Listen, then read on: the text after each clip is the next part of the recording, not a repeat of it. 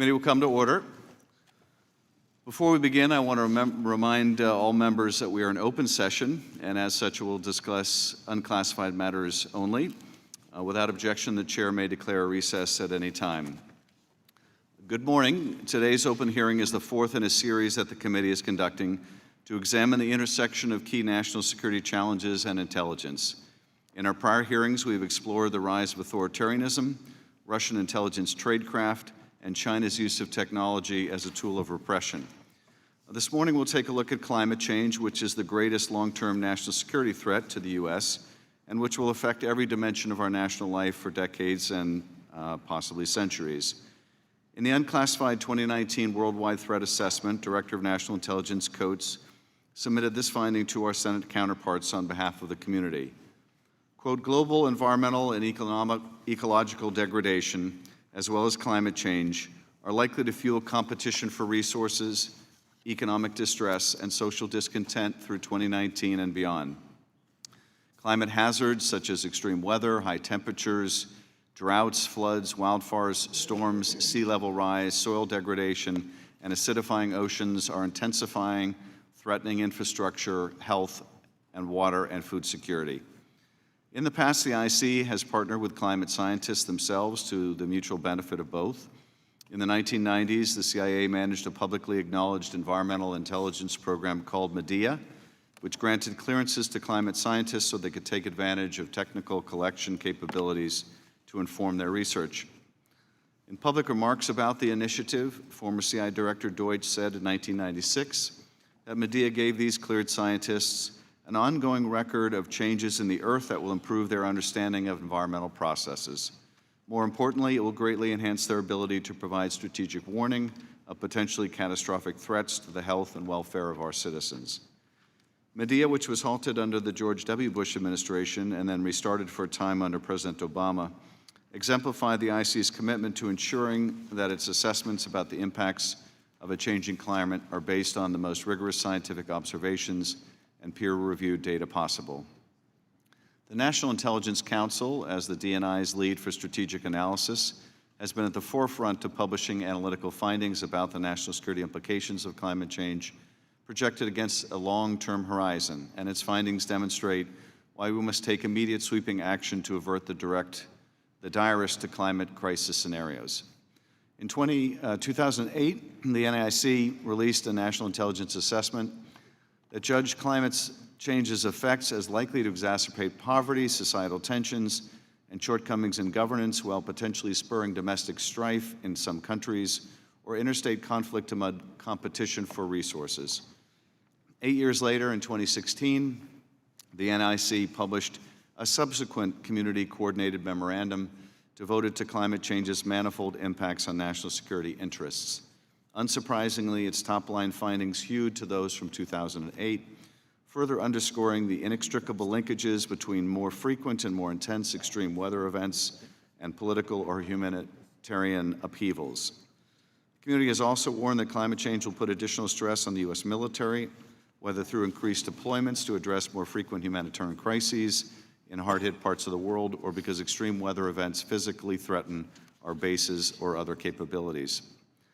Meanwhile, thawing in the Arctic and anticipated new maritime access lanes could spur both China and Russia to project combinations of military power and economic influence in a region of emerging geostrategic significance. Newly reachable mineral resources or oil reserves, in tandem with easier accessibility for commercial naval vessels, could create friction among Arctic claimants and undercut the efficacy of multilateral Arctic Council to peaceably resolve disputes. And the Middle East and Sub-Saharan Africa, regions of ongoing U.S. interest, are likely to suffer from extreme temperatures and scarcity of water, and may face growing levels of instability, poverty, violence, hunger, and migration as desperate people seek a better life.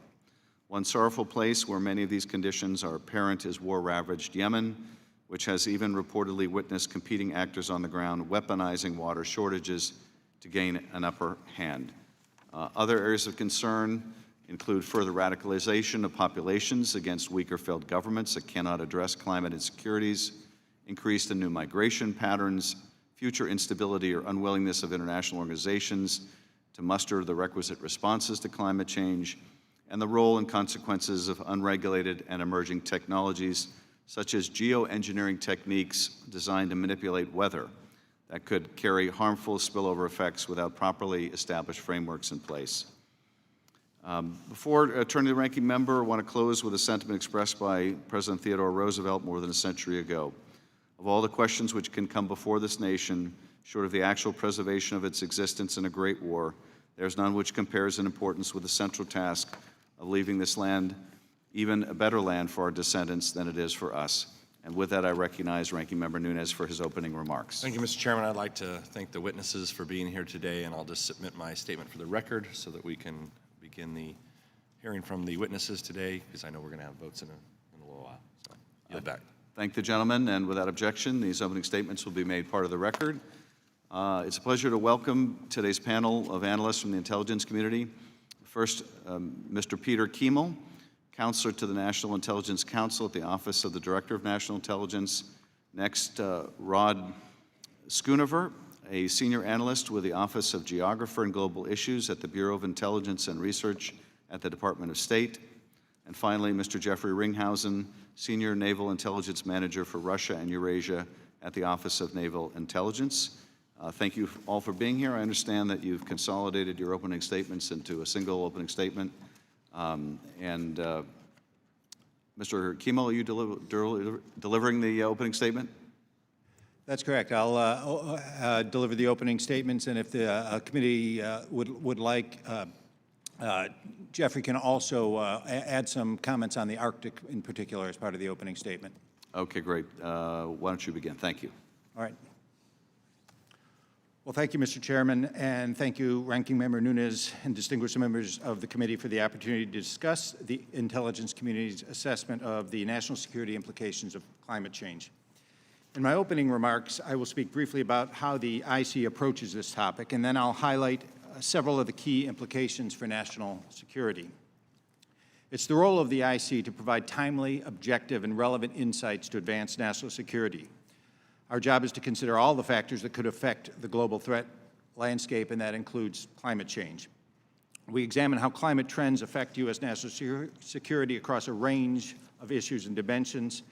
And to inform our judgments, we rely on reports that are produced by U.S. federal science agencies, peer-reviewed science journals, and reports from scientific organizations and panels. The IC uses this reporting stream in conjunction with all-source intelligence reporting. Our analysts produce intelligence assessments focusing on the implications for national security, and their work is reflected in my testimony today. As we discuss these assessments, I would like to underscore a couple of points about what we do and do not know. First, it is difficult to discern the national security implications of climate change in isolation. Climate change interacts with other environmental conditions and human factors. In many cases, climate change exacerbates existing stressors such as natural resource constraints that contribute to water and food shortages. And the second point is it is difficult to project when and where specific disruptive events and other climatological effects will have the most significant national security impact. That's because the complexities of the Earth's systems are so great, there's uncertainties in modeling, and human choices are unpredictable. We do, however, make judgments about general risk factors.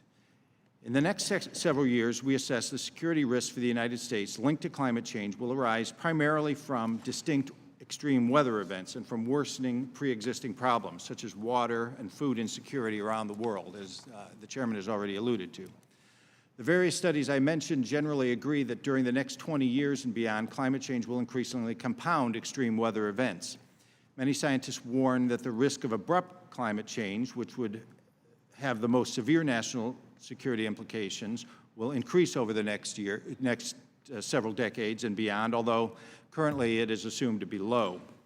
I would also like to remind everyone that the intelligence community does not assess the direct impact of climate change on U.S. homelands. We're going to focus on the national security implications of this for the United States. I've submitted a statement of record that provides our assessment on the effects of climate trends on various facets of national security, including the ones that the committee submitted to us in writing. And in my time this morning, I'm going to highlight three areas of particular concern: food and water security, the Arctic, and U.S. military basing and operations. Over the next 20 years, climate change is likely to exacerbate food and water insecurity in an increasing number of countries. This has the potential to contribute to political turmoil as governments struggle to cope with food or water crises. We already have seen water crises exacerbate social unrest in fragile states in the Middle East and North Africa, such as Syria and Libya, and these crises also contribute to increased migration flows. And it has the potential to increase disputes over resources. Disputes over land and water resources increasingly trigger social violence and internal conflict, particularly when they build on existing social and political grievances. As the climate changes, disputes over water and land are likely to grow in regions such as the Sahel and Sudan, prompting more local conflicts. Second, we assess the changing conditions in the Arctic will have significant security, economic, and social implications for both Arctic and non-Arctic states. Scientists tell us that the Arctic is warming at rates more than twice as fast as the rest of the Earth. This makes for an increasingly navigable Arctic that could be free of ice cover in the summer sometime between 2030 and 2040. These conditions would drastically shorten maritime routes between Asia, Europe, and North America.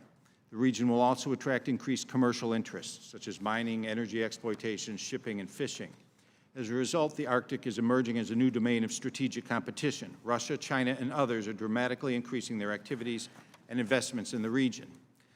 Finally, climate-related phenomena will affect some U.S. military capabilities and facilities, including military bases and training ranges globally. One example of this is the Marshall Islands, where U.S. bases are expected to be flooded annually by 2040 if the global sea level continues to rise at its current rate. In the interest of time, I will conclude my remarks here and turn it over to my colleagues. I want to thank again the committee for convening this hearing. We appreciate the opportunity to discuss our analysis and to share our work with Congress and the American people, and I look forward to your questions. Thank you. Mr. Kiemel, did you say one of your colleagues also want to make some comments in terms of the Arctic? That's correct, and I think INR also is prepared to make an opening statement as well, if the committee would like. That would be great. Thank you. Thank you very much.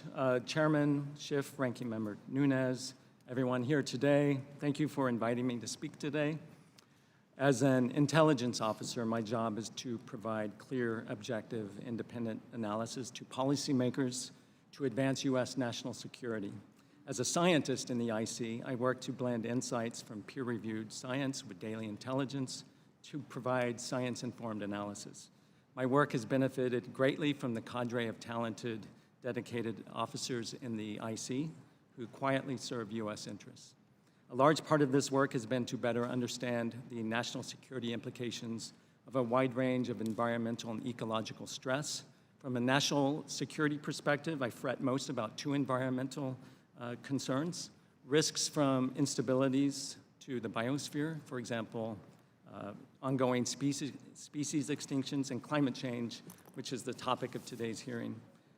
The Earth's climate is unequivocally undergoing a long-term warming trend, as established by decades of scientific measurements from multiple independent lines of evidence. Global temperatures are set to continue to increase over the next few decades, due largely to past emissions of long-lived greenhouse gases. Higher temperatures produce not only hot days and melting ice caps, however. Rather, temperature is one of the fundamental control variables of the planet and affects more than just the weather and the climate. Rising temperatures drive changes in a wide array of Earth's processes in the atmosphere, the ocean, freshwater, soil, ice, permafrost, and organisms comprising the biosphere, including humans. Some are familiar, like sea level rise and declining Arctic ice. Others are underappreciated, like depleting oceanic oxygen, the redistribution of animal and plants on land and in the oceans. We're a long way from fully understanding how these factors will intertwine and affect people, societies, and governments. We expect, however, that many climate-linked stresses to human and societal systems to intensify or emerge, many with outcomes important for national security. And a critical factor determining the degree of harm is how people and societies act to decrease their vulnerability or exposure to ongoing and anticipated climate-linked hazards. We expect that climate change will affect U.S. national security interests through multiple concurrent and compounded ways. Global, often diffuse perturbations are almost certain to ripple across political, social, economic, and human security domains worldwide. These include economic damage, threats to human health, energy security, and food security.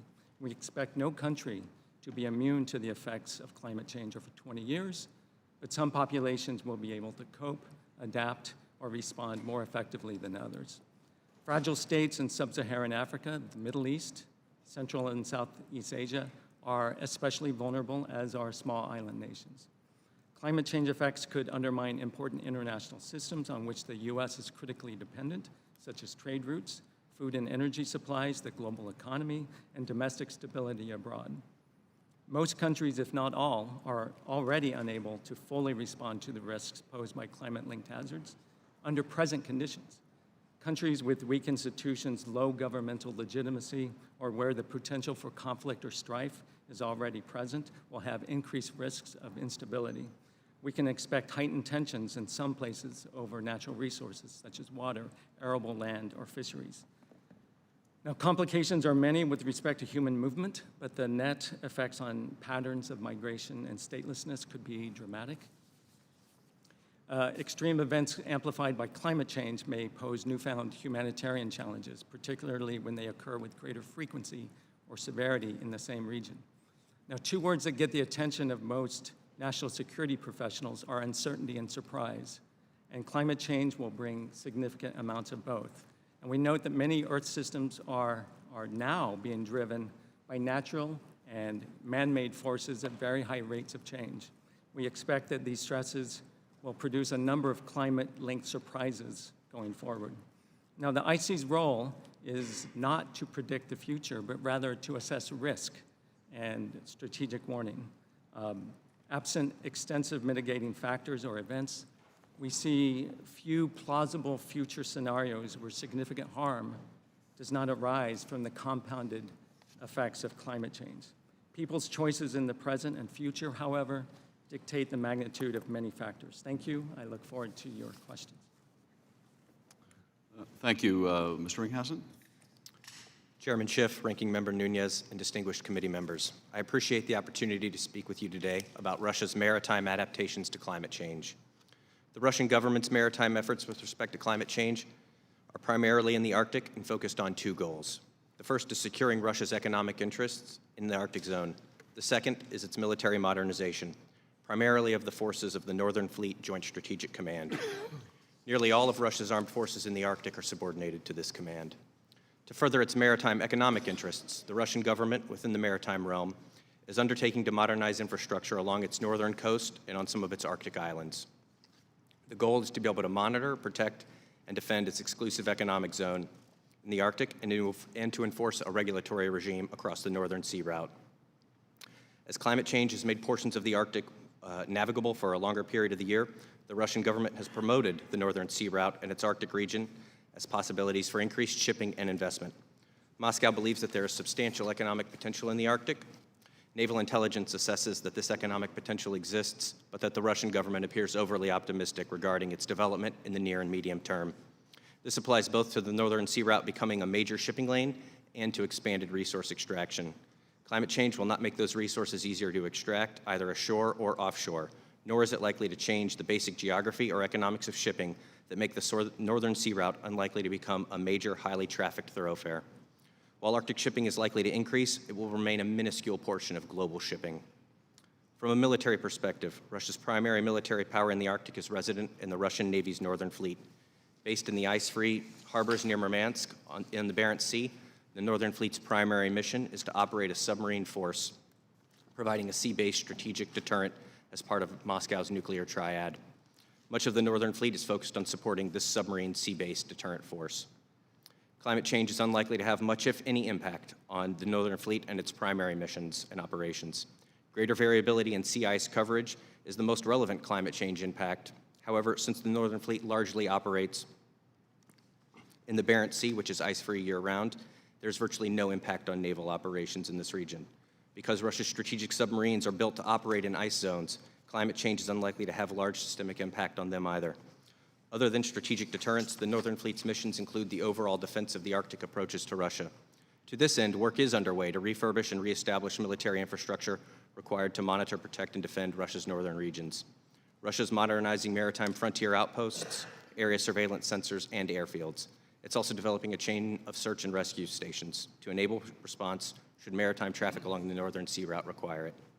I'd like to thank you for the opportunity to appear and speak before you today, and I look forward to engaging any of your questions. Thank you very much. Mr. Ringhausen, if I could just ask you, I know that the rising sea levels are potentially affecting our naval bases in places like the Marshall Islands. What other of our U.S. naval facilities might be most severely impacted, and what about that of our adversaries? Will it affect their basing as well? From an adversary perspective, if you look at the graphic in front of you, all of those Russian naval stations there are at least 20 meters above sea level. They've also built them back along the rivers, primarily so that they could place them on bedrock as opposed to the more erodible dirt at the entrance of those rivers. So they're unlikely to be affected by sea level rise. The shipping yards, or the ship construction yards in near Arkhangelsk in the White Sea may be affected. The Russians haven't made any attempts to mitigate that that I know of.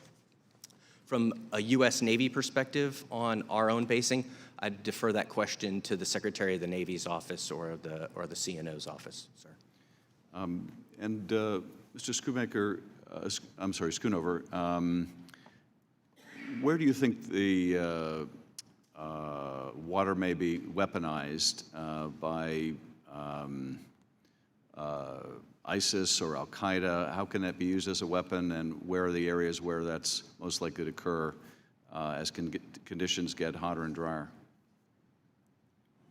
Yeah, that's an excellent question.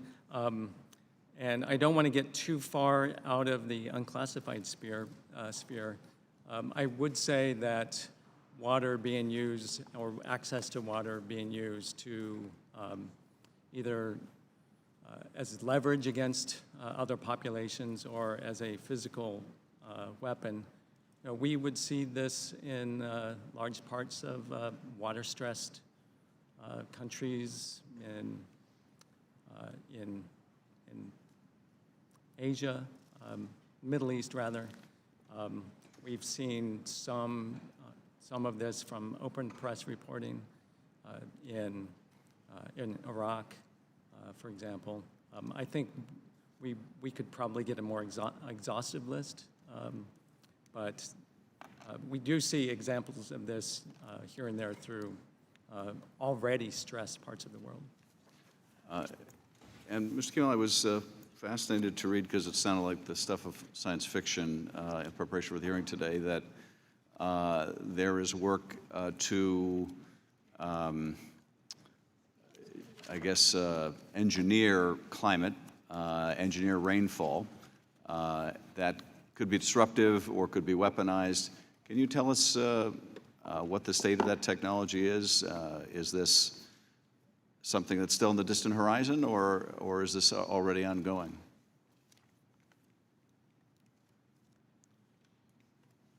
I'm sorry, who are you addressing? Really, any of you that would. Sure. Well, there are unilateral efforts by countries and by some groups to test or deploy geoengineering. This is a largely theoretical field still, but they're exploring how to moderate or impact climate change through such things as injecting aerosols into the stratosphere, or chemically altering or the reflectivity of clouds. The authority of the actors to conduct such activities is probably going to be in dispute. What one country or one group does that is intended to affect itself can have a broader effect across national boundaries. So it is expected that this is the kind of thing that is going to lead to some disputes at some point in the future. And it may be impossible to fully attribute outcomes to geoengineering activities. So rather than from natural variability or other emissions of greenhouse gases, for example. So it's going to be an area where science is going to have a lot of disputes as well. And to the extent that this has national security implications, because countries are disputing over which approaches work well. They're experimenting without some sort of international agreements or in place or something. That, you know, we are looking at this as a potential issue for that has U.S. national security implications. It seems like the weather-related version of the diversion of rivers that could affect relations between various countries. Can I add to this? Yes, of course. I just want to make the point that there's a difference between, you know, conventional means that we might think of as weather modification, such as cloud seeding, and climate geoengineering, which would affect long-term, large-scale changes in the climate. So those two should be differentiated. The climate geoengineering techniques are roughly in two categories: carbon dioxide removal, which would remove carbon dioxide and other greenhouse gases from the atmosphere. That's probably not very controversial from a national security perspective. But the other one, which would, it's called solar radiation management, and it's intended, or those techniques are intended to disrupt the absorption of solar radiation. And those could have significant transboundary effects. It may raise some interesting ethical questions.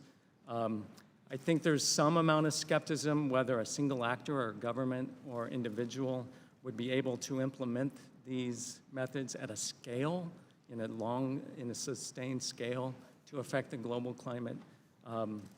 And, you know, as I said, the costs of this are still being figured out. It's probably much larger than we think to do long-term geoengineering. And one of the problems is once you do that, it's very hard to quit doing geoengineering if you become reliant on it. And so that's one of the ethical questions that I was speaking about. Thank you very much. And I've just been informed that today is World Environment Day, so our timing for the hearing is good. The ranking member, Mr. Nunes. Mr. Conaway. Well, thank you, Jim. Appreciate you being here. Mr. Ringhausen, trying to read your placemat. Can you walk us through the significance of the either on the sea ice mix, max versus minimum, the two different dates? What is it? What's the significance of that data to us? Yes, sir. So the dark blue line is the sea ice minimum for September of 2018, the most recent minimum. And sea ice is really variable year to year, so I wanted to provide you just the last year. What you're seeing in this picture is solid sea ice. So what you would need is you would definitively need an icebreaker to navigate that piece of geography.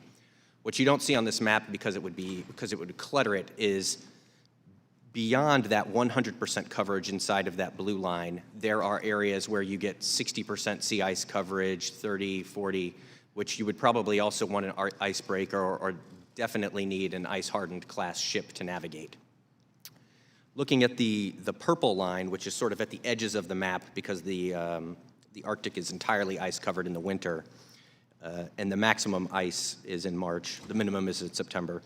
So what you see there is that you would need an icebreaker to navigate any of that in the March timeframe.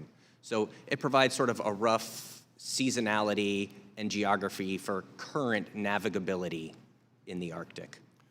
All right. So how has that changed over the last 50 years or 40 years, 30 years, whatever it is? Is this bigger, smaller, the same? What are we looking at?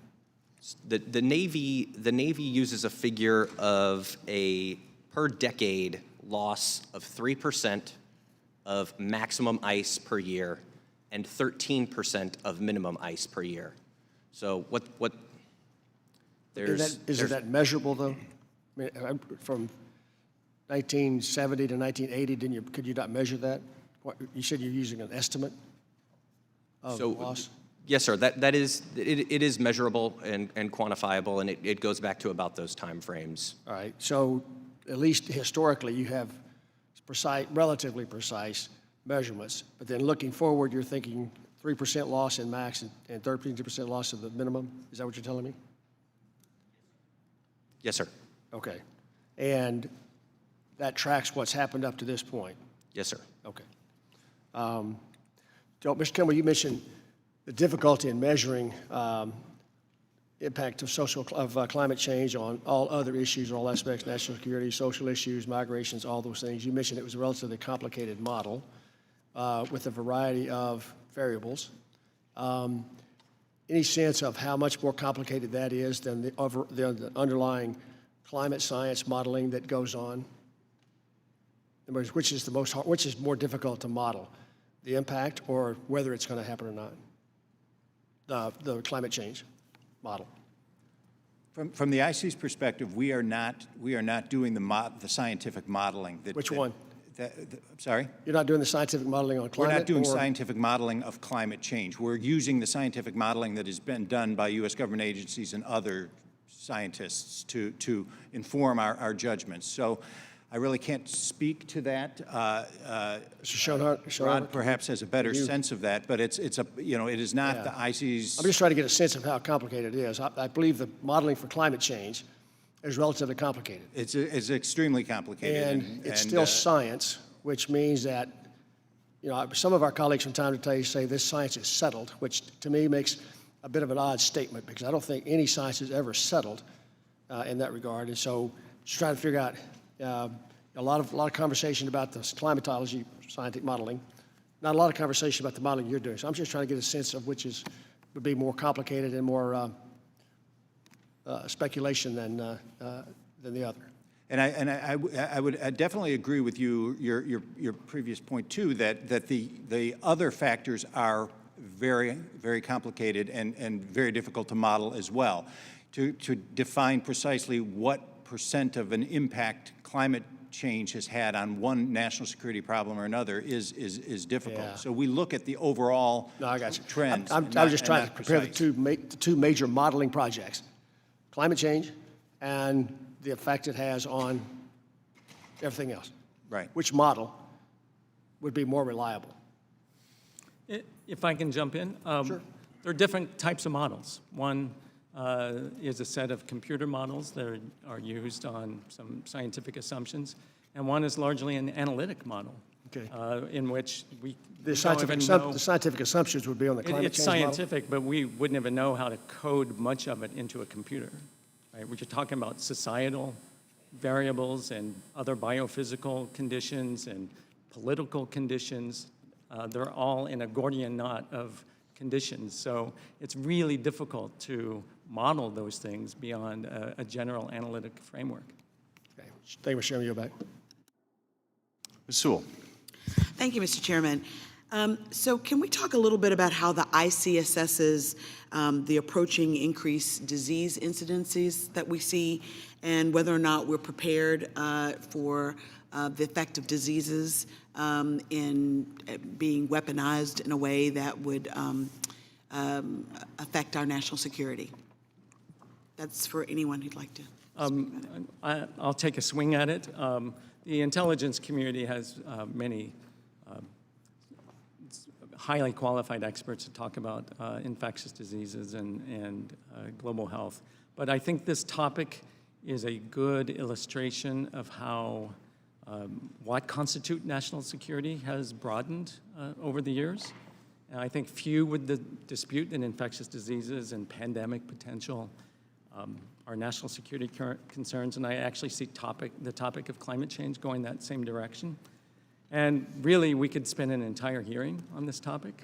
It's a giant topic, and so a very simple, direct answer to your question will be really tough. But let me answer your very first question about whether we're ready. I mean, arguably, we're not ready for a lot of these factors, even without climate change effects, just due to the element of surprise of infectious diseases and the rapid onset of potential pandemics. But just looking at, climate hazards and climate change hazards, some groups of people are especially susceptible to climate-sensitive health hazards, periods of extreme heat, for example, young children, elderly, populations already experiencing social marginalization. And we could talk about a number of direct risks from flooding and In terms of like global organizations like the World Health Organization, our participation or now participation in the Paris Accords, how are those types of things helping, affecting our ability to be prepared for these global risks that exist because of climate change? I'm not certain I have an answer to that since that strays into policy prescriptive language, but maybe Peter, you can. One of the broader points about dealing with these macro issues like climate change is it's not all about the potential threats to national security. It's also about opportunities to find solutions to them as well. And I think the chairman mentioned earlier, rivers and disputes over, the flow of rivers.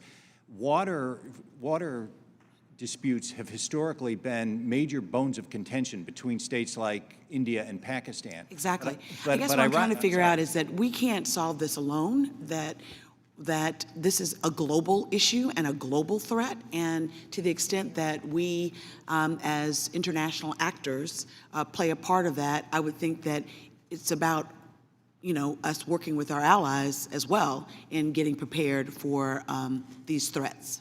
Yeah, states working together to find solutions has been one of the reasons why water conflicts haven't really caused wars. They've actually led to actual engagement between countries that wouldn't naturally engage with each other. So there are possibilities for that as well.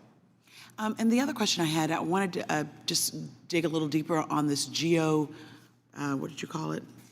Geoengineering.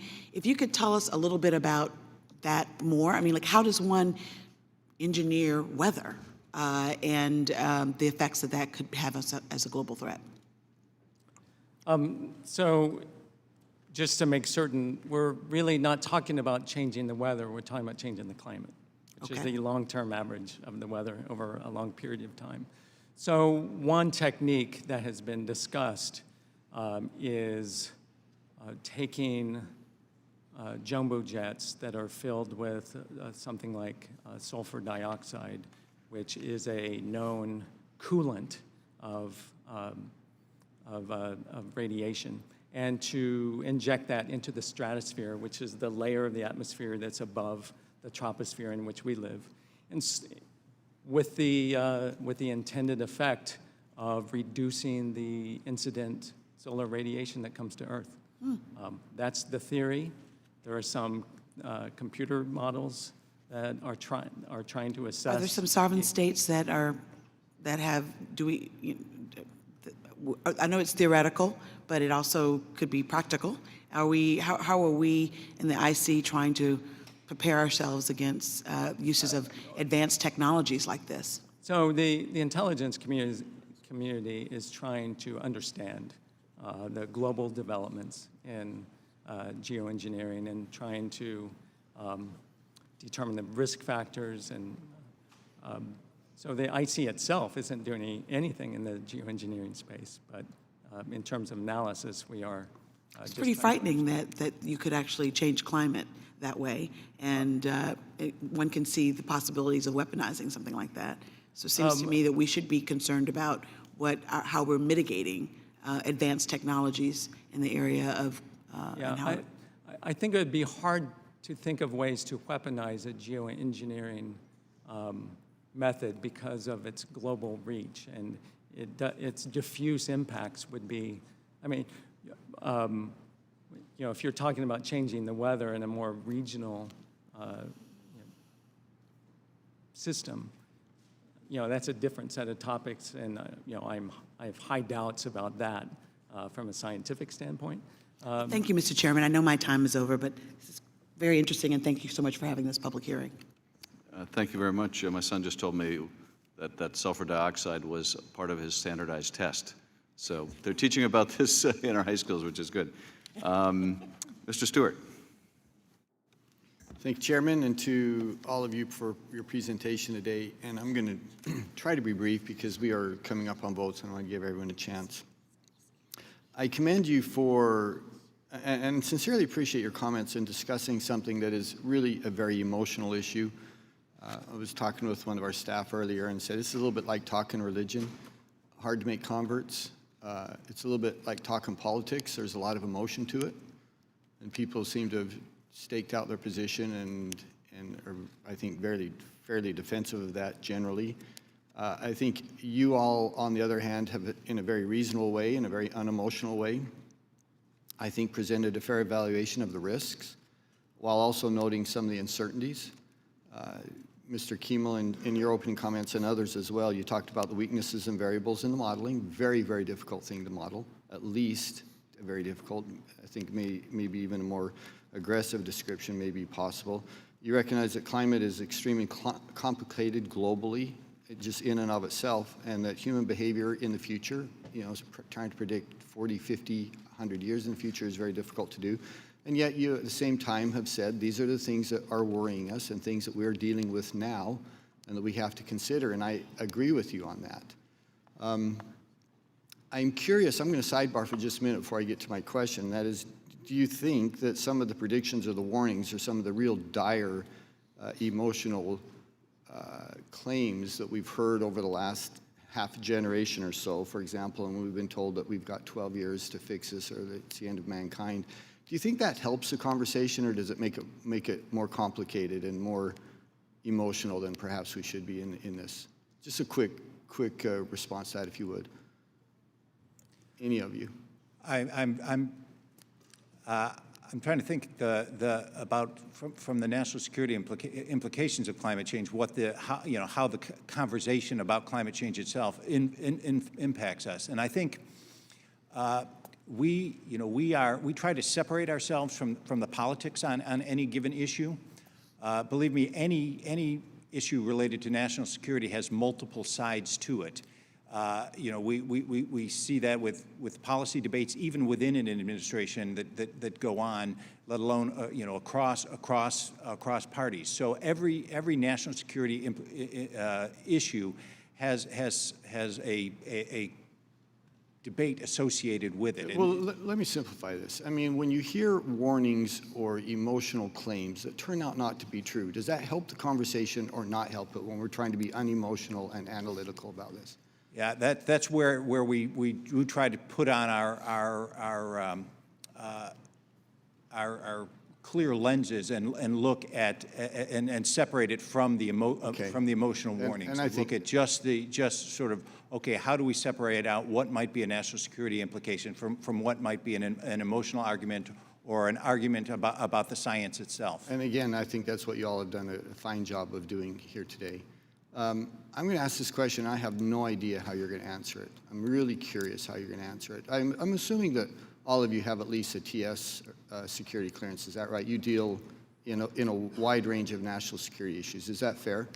I mean, you are experts on certain things, but you also have exposure and in the course of your work see other threats as well. Is that true? Peter, Yes. Is that true for you as Yes. well? Yeah. If you tried to prioritize this, would you put this issue that we're dealing with today somewhere in the top 2 or 3 of the most urgent problems that we have to deal with over the next, say, 5 years? I would be hesitant to talk about in an unclassified setting how we rank the competing threats.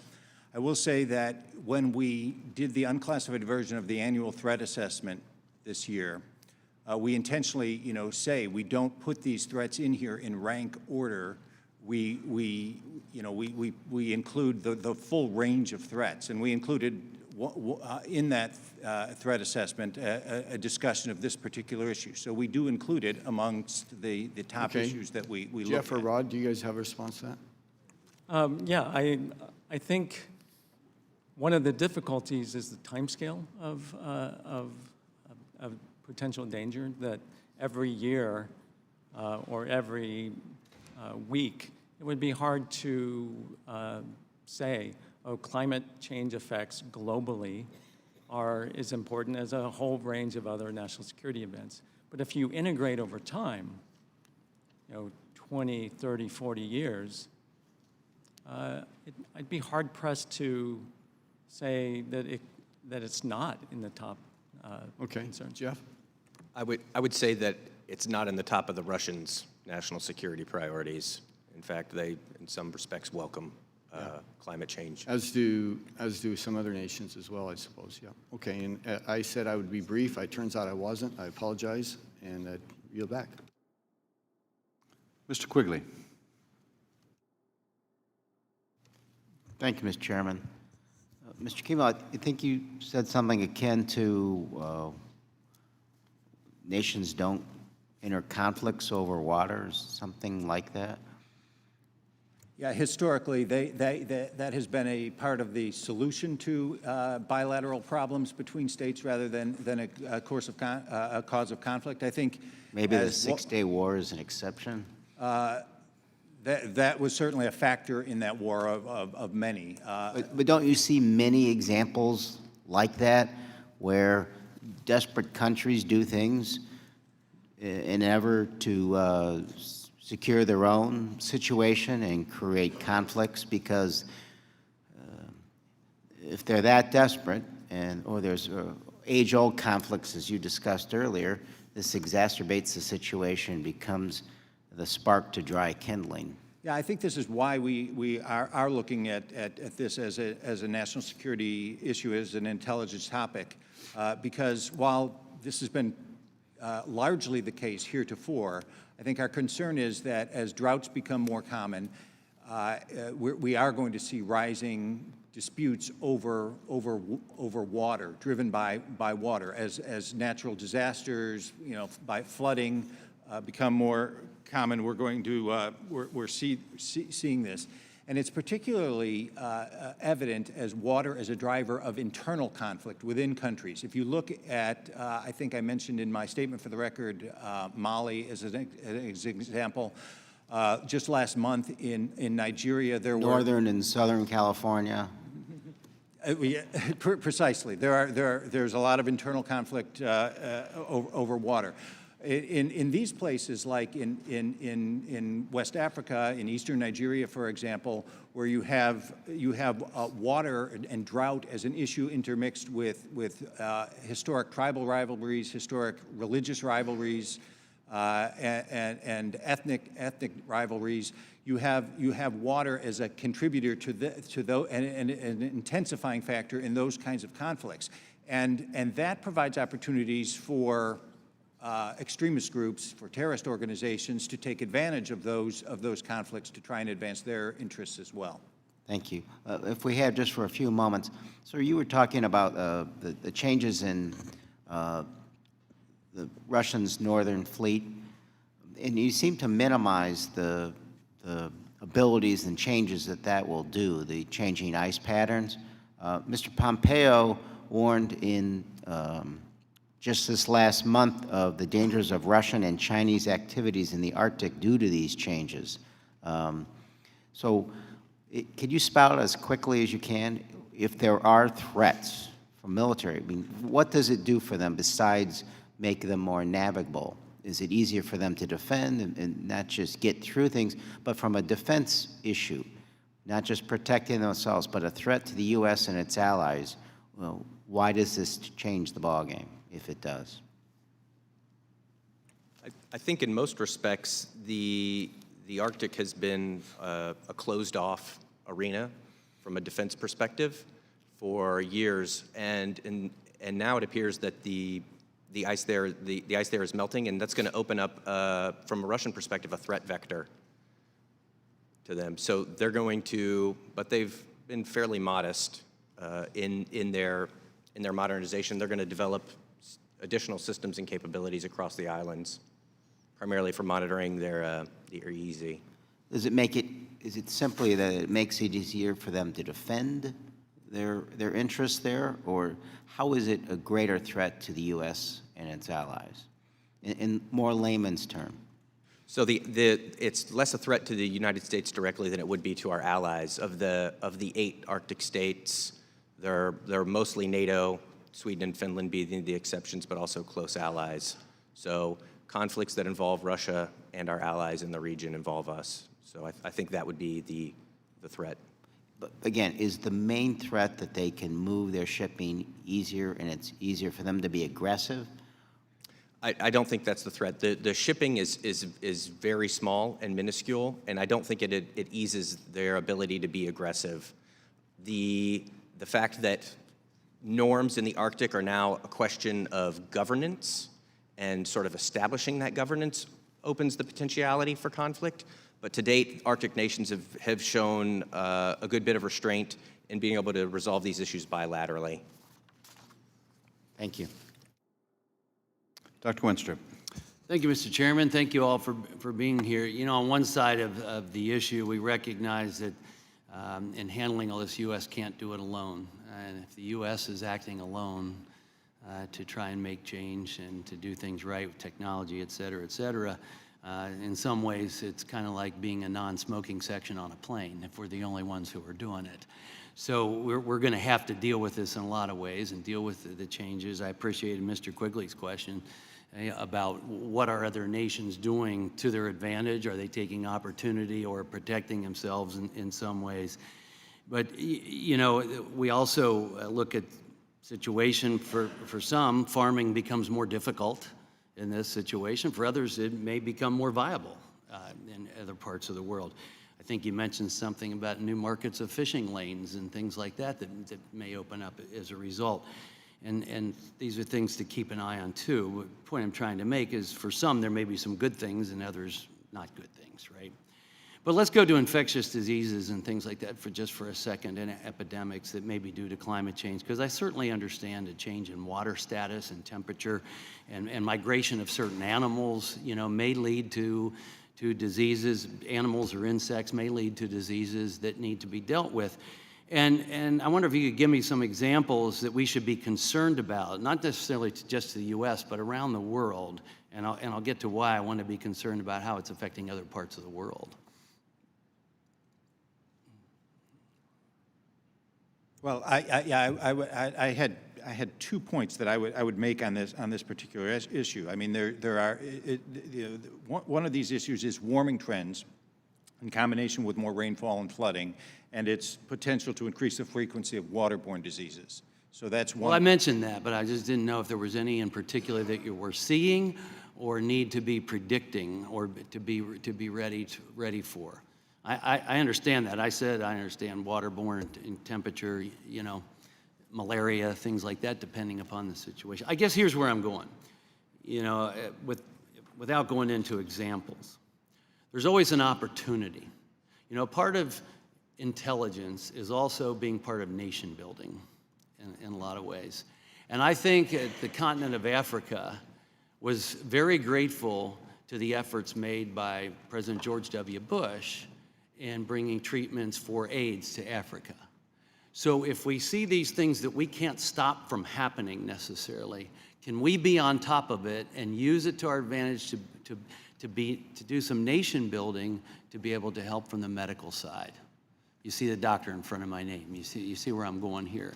You know, so are there opportunities there for some things that we maybe can't stop to be the ones to be there to be of assistance to people as we try to nation build? Absolutely, and we're not alone as a nation, I think, in seeing opportunities to do that. The Chinese are also seizing opportunities to bring medical personnel into, for example, Africa, and say, we're from the Chinese government, we're here to help. And Well, they also want their minerals at the same time, but that's another story. Exactly. I would rather be on the right side of this. But you know, I think the one of the major papers just wrote something about the tsetse flies and immunizations, so that 8 nations in Africa can bring in higher producing European dairy cows that will have a much higher rate of dairy production bring to them. So alleviating food shortages, just because we were able to help them to develop defenses against tsetse flies, you know, by changing the tsetse flies threat to them. So that's a very good example of where the United States has opportunities to advance its national security interests because of some of these issues. And I hope we continue down that lane as these things occur that we may not be able to stop or control. Let's be part of the solution for some of our friends and build good relationships in that way. I yield back. Thanks. I thank the gentleman. I lost a friend last year to West Nile virus who contracted it in Los Angeles. Who would have imagined that you'd contract West Nile virus in Los Angeles? Mr. Heck. Thank you, Mr. Chairman. I want to thank the panel members for being here very much. And I especially want to thank the chair for holding what I think is a very important hearing. It seems to me we're at the point where it's axiomatic that there are profound national security implications due to climate change. I'm not sure there's a great purpose served by reiterating them, but the economic stresses, the impact to arable land, water quality, food insecurity, the Arctic lanes, migration patterns, country destabilization, sea rise, et cetera, et cetera, et cetera. And it's been documented in, frankly, report after report. But here's my question. I think I want to start with you in the middle, sir. Within the intelligence community, whose job specifically is it to ask the questions, what are the implications to our intelligence gathering, to the IC, of climate change? And how is it that we should adapt to it? Whose job is it specifically to do that? Across the intelligence community, there are various groups who have the responsibility for looking at this as one of the strategic issues that look at it. Within the National Intelligence Council, our Strategic Futures Group has done a lot of work on this, and so it's part of the annual program of analysis that the chair of the NIC puts together to say, okay, what are we going to be doing on this issue? Among a list of other things. There's no central point. It is within a broader framework, of which this is one of the items. It's like some of the things like broader technological change and the way it's going to impact us. It affects us from a functional issue perspective, but it also affects each of the regional groups. So what the NIC has done, and I think what other IC agencies have done, is say, when we look at these cross-cutting issues, how do we make sure that we aren't creating gaps and seams in that? And the way that we do that is by ensuring that there is, that when we put together a program of analysis, that we are asking all of the right questions and filling in the seams. Excuse me. That sounds like there's no place where the buck stops, frankly. What I didn't hear you say, for example, is that there's anybody specifically responsible for integrating climatological expertise with, for example, country-specific expertise, so that we understand specifically what's happening in a region as a consequence of climate change that is of a national security implication that does then impinge upon our ability as an IC to operate effectively. I think this is a gap, frankly, in our ability to adapt. I think this is a gap in our ability to respond to this, frankly, and I think something needs to be done about it. And I'm going to do something about it today, actually.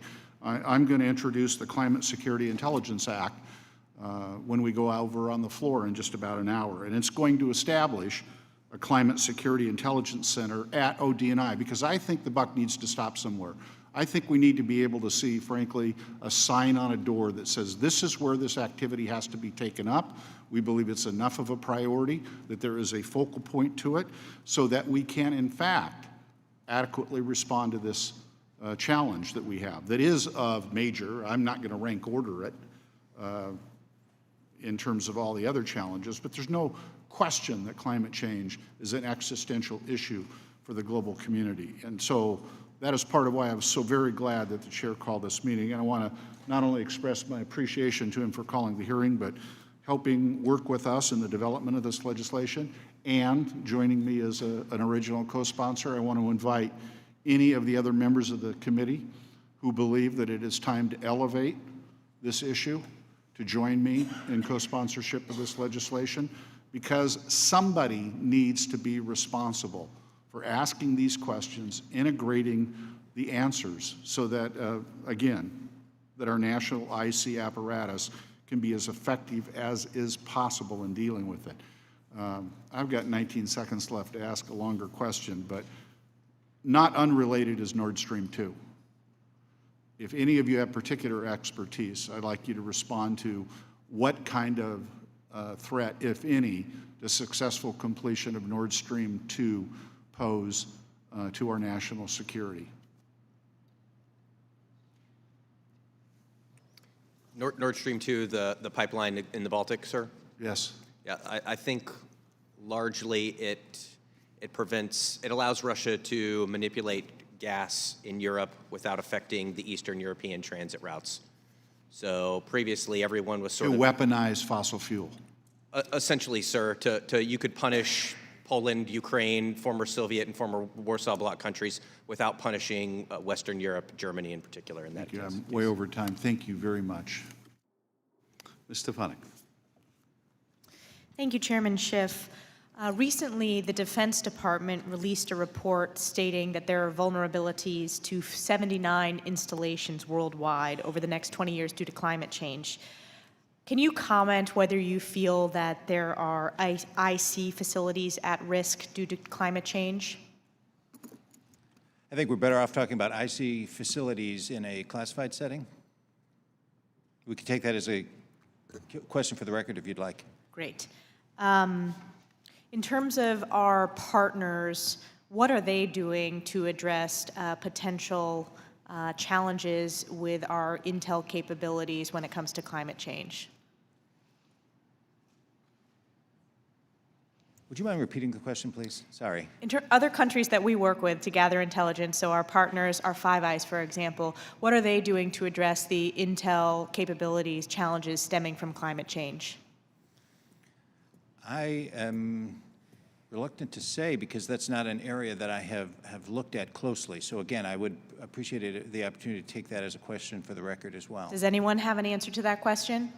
It seems like a fairly straightforward question as to what other nations are doing, particularly our intel partners, when it comes to addressing climate change. I'm sorry, I just don't know. Okay, so no answer to that question. I would look forward to getting that for the record, because I think that's a pretty critical question to have an understanding who our closest allies are, how they're addressing threats related to climate change. Ma'am, are you, just to clarify, were you talking about our partners' intelligence?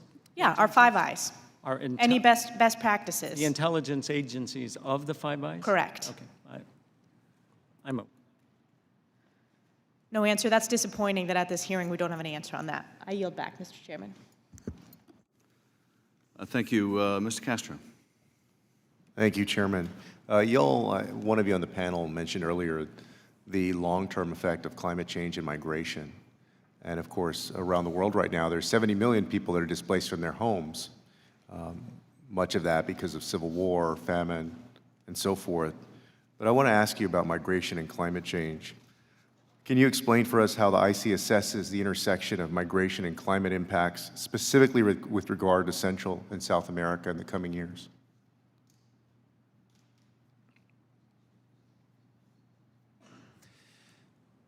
Well, certainly climate-related hazards are contributing to global migration. And I think that's in Central America in particular, that's in combination with other factors like, economic problems, low levels of governance, and corruption, and certainly high levels of violence and crime that are driving migration from Central America. And this is one of those areas where things like drought in Central America are worsening economic conditions. That's and that whether that's a global as a result of global warming, or whether that's a result of just a series of changing weather patterns. drought has been a factor in some of these countries, and that's gets to the point that the solution to these problems is it's difficult to solve one problem without taking a sort of a holistic approach to solving all of them. So this is certainly a factor in Central America, but it's part of a range of factors. And just to jump in, I think we have some amount of anxiety in the intelligence community to draw a really heavy causal link between environmental conditions in general to certain specific migration patterns. We look to the academic community to really suss out that from their standpoint, but oftentimes we will make general assessments, but I'm not aware of an intelligence community assessment on that particular issue. All right, I wanted to follow up on with a question about the Arctic Council. What types of climate disruptions or other factors might threaten the Arctic Council's efficacy to resolve disputes or other claims?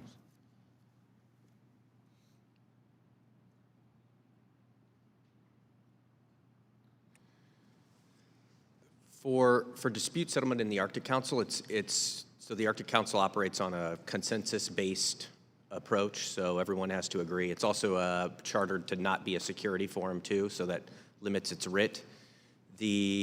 But it's all solved essentially bilaterally for actual problem solving. So for what they've reached, for what the Arctic Council has done in and of itself, it has been ecological response, search and rescue initiatives almost solely, so things that everybody can agree on, that oil spills are bad and that we want to help people in distress. The disputes are settled bilaterally primarily. As there's intensifying interest, obviously, in that region, I mean, does it become tougher based on what you have discussed here today? I would say the problem has been the sort of general decline in Russian relations with the West has caused Russia to withhold its consensus in the last 5 and 6 years. All right, I'll yield back, Chairman. Mr. Welch. Thank you. Thank you very much. You know, the role you're playing by bringing to our attention the effects of climate change obviously is very important, particularly given the political debate about its existence. But it seems to me that the two major security issues have to do with population displacement and migration, in the stress that places on the receiving countries. And then secondly, the internal dislocation that occurs when there's not enough food and leads to acceleration in destabilizing lack of governance. And we've seen with what happened with the migrations in Europe, and we even see it here in this country, with pressure from the Triangle countries, with people coming up here to escape violence and also economic insecurity, that it creates enormous pressure even on countries that are very mature with governance systems. Can you I'll ask you, Mr. Kiemel, to comment on just what happens in the dynamic that happens that is of concern to the security intelligence folks, where the increasing lack of food, particularly in African countries, what that does in those countries and what the effect is on more mature countries where there's a perception among people who are suffering there that there's a refuge. Go ahead.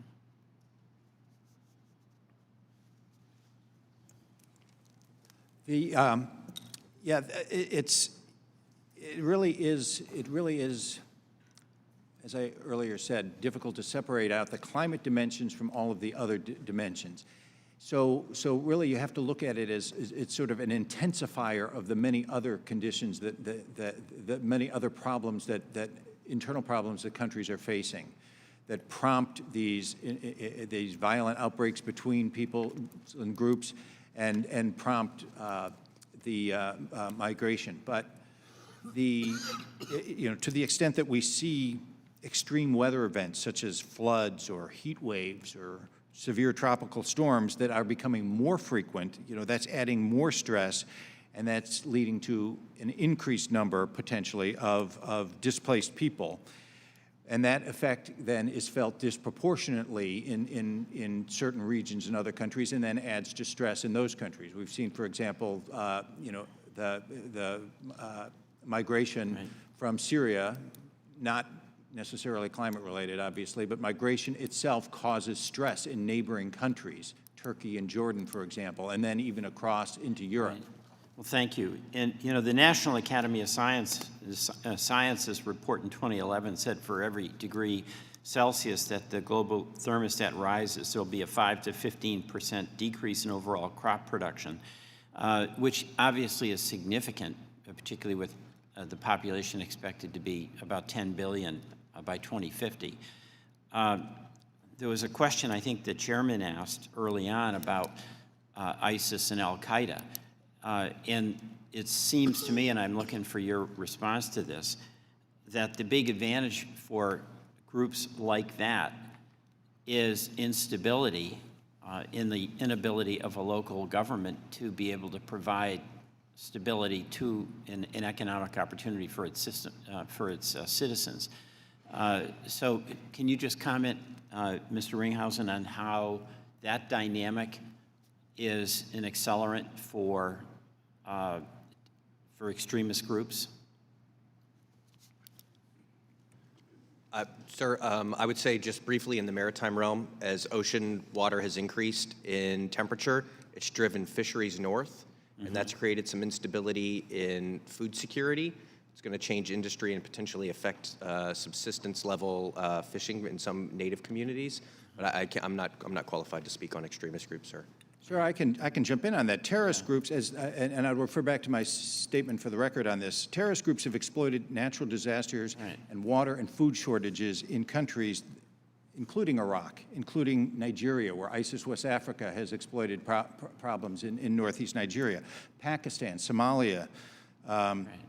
And they use this to, these problems that intensify problems in governance, for example, or economic problems. They use those to boost recruitment and support, and their support among local populations.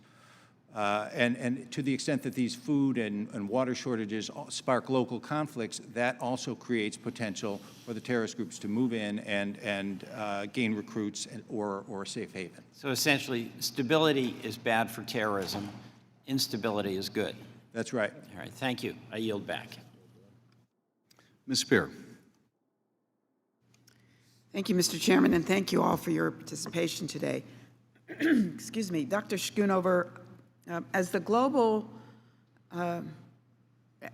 heats up, scientists assess that long frozen microbes buried in the permafrost will be exposed, potentially carrying diseases to which no living human has natural resistance.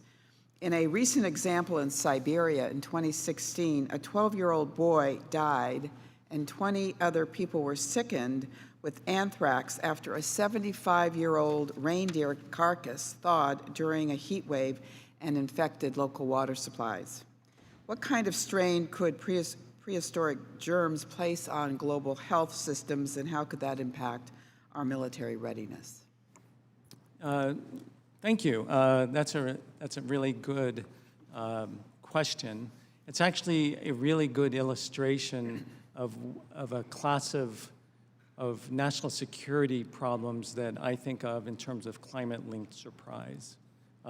If you had assessed ahead of time what the risk from thawing caribou from the permafrost would be, no one would have an answer, but once it presents itself, it makes sense. And so I don't really know what the level of exposure is, and I would look to the scientific assessment on the prevalence of that. One of the things that it is sometimes hard to do is to separate anecdote from trend, but emergent diseases or re-emergent diseases from previously, from frozen permafrost, for example, provided, I think, if it were recent enough. If it goes back too far, it might not have the degree of infectability on human beings, but I'm just speculating there.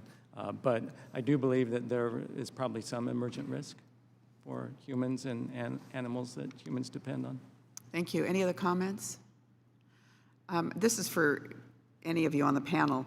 Is it conceivable that a war between Vietnam and China could erupt in the South China Sea if the location of fish moved due to climate change?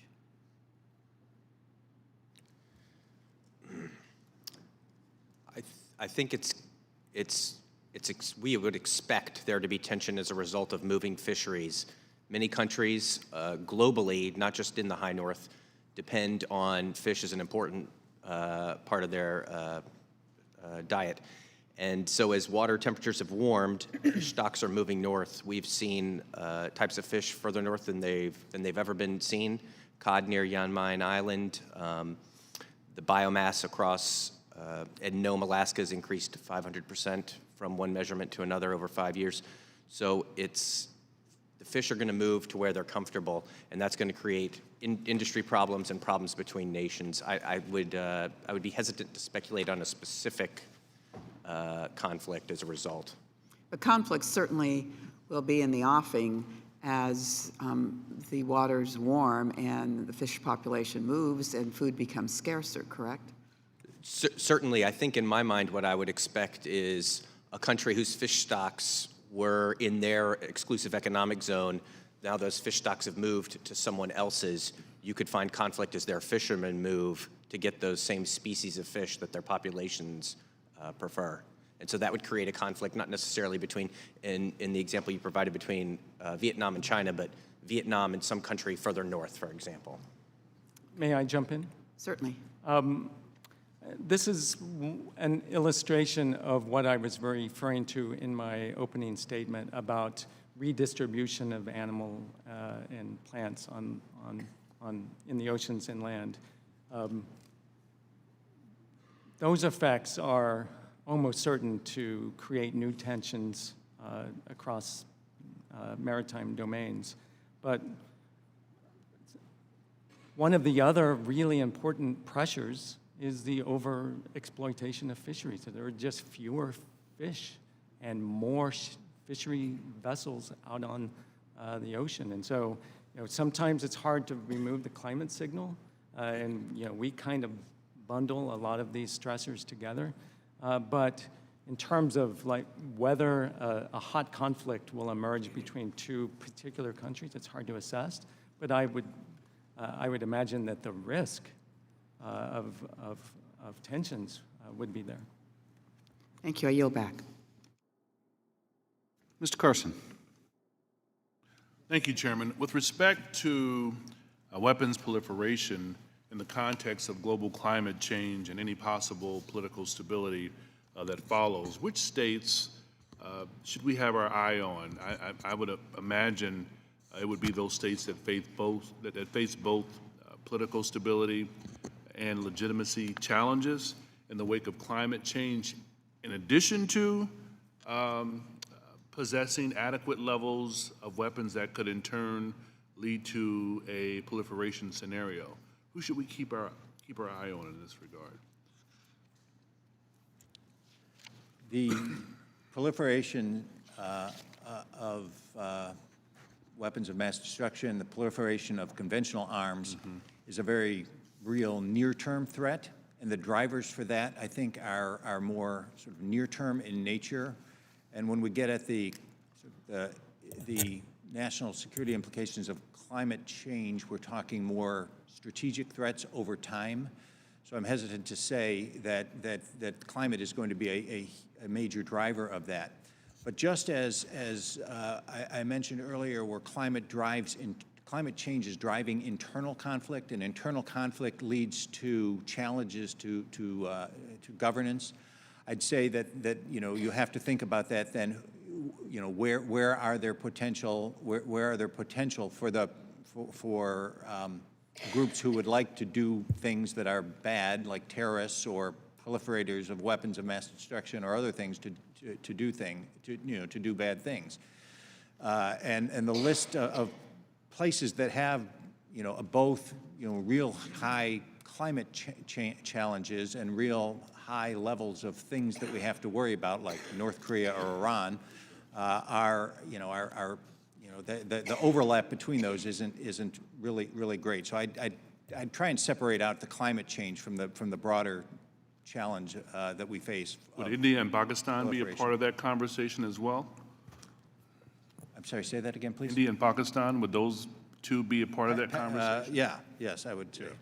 Yeah, again, just trying to avoid some kind of causal link that climate change will produce instability and therefore some kind of concern in terms of weapons of mass destruction. But I would say that India and Pakistan are nuclear capable countries that are also,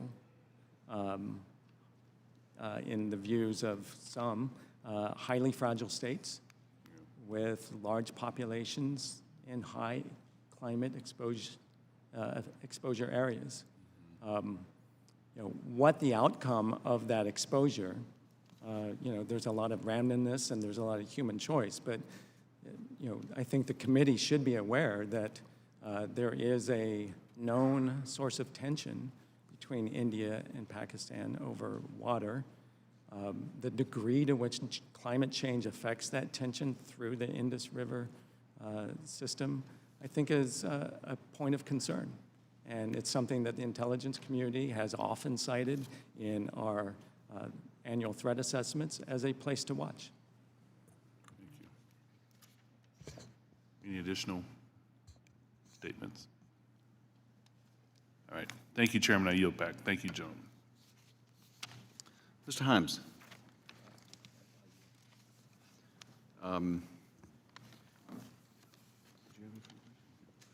I know we have another of our committee members on the way, but we're going to should be able to wrap up before votes. Let me just.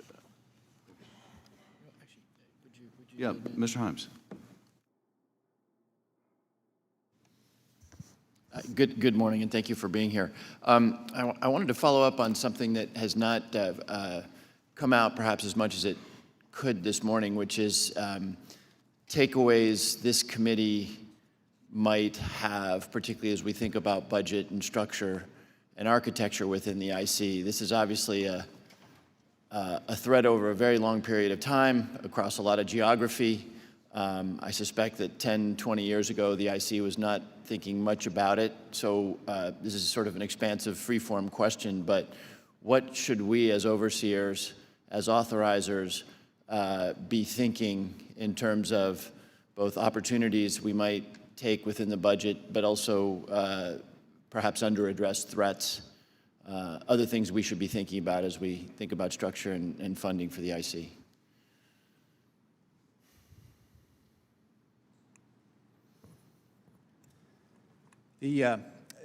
As we discussed with Representative Heck, this is this is an issue where there is broad coverage in the IC, but a centralized focus for it is difficult to point to, Have you? I'm sorry to interrupt, but have you by chance had an opportunity to review Mr. Heck's bill? I'm sorry. I think. Because if we're going to talk anything related to the budget, I think we should probably take it as a question for the record. But I do want to point out that the IC's assessment of these issues does go back a couple of decades at least, as the chairman pointed out at the beginning. We were doing things on this issue already. We were doing assessments on this issue already in the early 1990s. And we produced a national intelligence estimate, our first one on this already in 2008. Okay. If I can join in. So one of my prior positions at the National Intelligence Council was the Director of Environment and Natural Resources, where I oversaw the long-range analytic work on environmental and natural resources, including climate change. And just speaking from a non-budgetary analytic standpoint, I think one of the things that would help the intelligence community in its analysis is assistance in breaking down some of the silos of the U.S. government. We would love, from a scientific standpoint, to be able to better access the data and findings and analysis from our partner U.S. government agencies like the Department of Energy and the NASA and NOAA and the U.S. Global Change Research Program. I think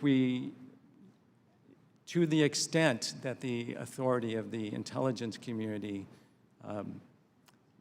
can inform the research direction of both academic work and also work that's sponsored by the U.S. government, there's a lot of scientific and other questions that we need quite a bit of help with. There are a lot of unknowns. There are unknowns in the climate part of the equation to some degree, but really in terms, and it's a prior question that was asked before, really in terms of the impacts and especially how different climate-linked hazards intertwine, I think and multiply and maybe compound. I think there are long-standing analytic questions that we have difficulties in assessing. And so Doctor, let me push you on that. I like Mr. Heck's idea, but my guess is it's not an organization that's going to be stood up tomorrow. So in my last 30 seconds or so, I'm interested to hear that there are barriers. You said barriers between the IC, NASA, NOAA, Commerce, et cetera. Are those barriers informal, or are there bureaucratic barriers that prevent you getting the data you need? They're not formalized barriers. They are largely ad hoc. If I happen to know some folks in the water team or in the long-term weather prediction team at NOAA and NASA, that's how those relationships often work. I wouldn't claim that there are barriers, but there are few enablers. So some form of congressional nudge would be helpful to focusing attention and making it a little less I'll be informal. agnostic on that. That's up to you. But I would say that just from that standpoint. But just so I can be clear on this, the issue is not that there are rigid barriers. It's just this is sort of a new concept, and so the communication is informal. Is that correct? So if we were to That's correct for much of the intelligence community. The intelligence community has 16 components, so I don't want to speak for every single component, but generally, yes, the relationship is fairly informal and really depending on person to person. Okay. Thank you. I yield back, Mr. Chairman. One of the things I mentioned in the opening statement was the Midea Program that had existed at one time and then gone out of existence and then come back into existence. Mr. Schoonover, or Dr. Schoonover, did you participate in that Midea Program, or any of you go back to those days, and how did that work, and should that be resurrected?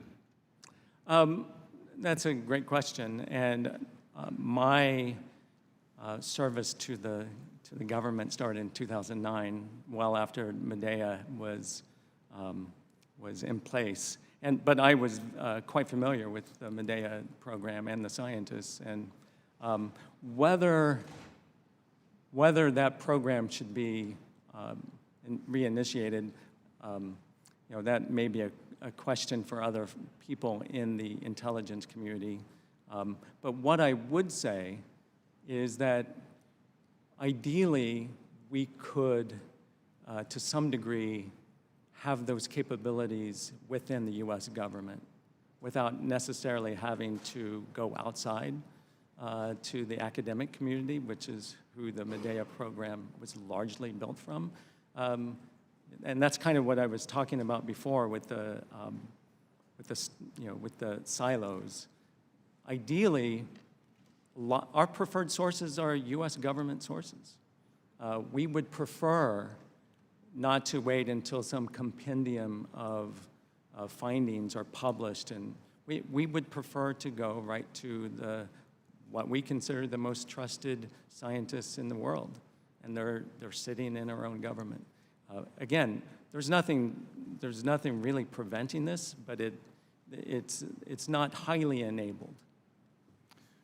One of the benefits, as I understood it, of Midea was that we might have classified imagery of the Earth from NGA or elsewhere that could help inform climate scientists about changes that are very graphic. So that would be one benefit, I assume, of not doing it all in-house, sharing of information. But it sounds like there's also a need to have better sharing within the government and cultivate the experience that's already there. Yeah, and I can let my co-witnesses jump in here. But one of the things that, just from the intelligence community analytic standpoint, the questions that we get from policymakers, we don't usually get to wait for more information to come in. Our assessment is due in 3 days or 3 hours. And so, and increasingly the questions that are posed to the intelligence community, particularly on climate change, often require some technical capacity. We often don't have that capacity internally to the intelligence community on evolving concerns. So it would be beneficial to turn to the proper experts in the government who have the timely information that may not actually have been produced in an academic paper or in some kind of other consensus reporting that may come out a year later or 2 years later. The academic, the assessment, the packaging of information is on a different timeline than the intelligence community's analytic framework. Thank you. Any other witnesses want to comment? And any of my colleagues want to ask any last questions? I would say, sir, that from a Navy intelligence perspective, the National Ice Center, which is part of NOAA under the Department of Commerce, is literally right across the street from where Navy intelligence is essentially most of its manpower is. And it's an interagency organization led by the Navy in partnership with NOAA and the Coast Guard. So that's where we go for our ice and our maritime information, and we work with them. And for the question of earlier about Mr. Himes' question about authorization and those things, in respect to Mr. Heck's bill, the drivers of maritime climate change to national security are going to be economic. So having economic analysis and thought baked into that, I think, would be important, because that's going to be the preceding indicator of military issues. Thank you. Any further questions from my colleagues? All right, well, I want to thank the witnesses for the testimony today, and we are adjourned.